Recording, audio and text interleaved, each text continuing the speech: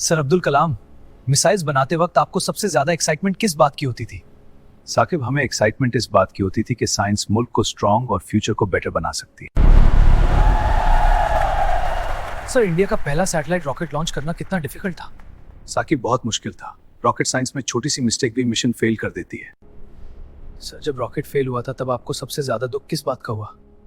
Saqib, failure का दुख temporary होता है, लेकिन अगर इंसान सीखना छोड़ दे तो वो असली फेलियर है। सर आपको मिसाइल मैन क्यों कहा जाता है? साकिब, क्योंकि हमने इंडिया के लिए एडवांस मिसाइल्स डेवलप किए। हमारा मकसद वॉर नहीं था, बल्कि कंट्री को स्ट्रांग और सिक्योर बनाना था। सर यंग स्टूडेंट्स को साइंस में सक्सेसफुल होने के लिए क्या करना चाहिए? साकिब, बड़ा ड्रीम देखो, क्वेश्चंस पूछो। फेलियर से डरो मत। फ्यूचर उन लोगों का होता है जो क्यूरियोसिटी नहीं छोड़ते। सर अब्दुल कलाम, आपकी सबसे बड़ी डिस्कवरी क्या थी? साकिब, मेरी सबसे बड़ी डिस्कवरी मिसाइल्स नहीं थी, बल्कि यंग माइंड्स की पावर थी।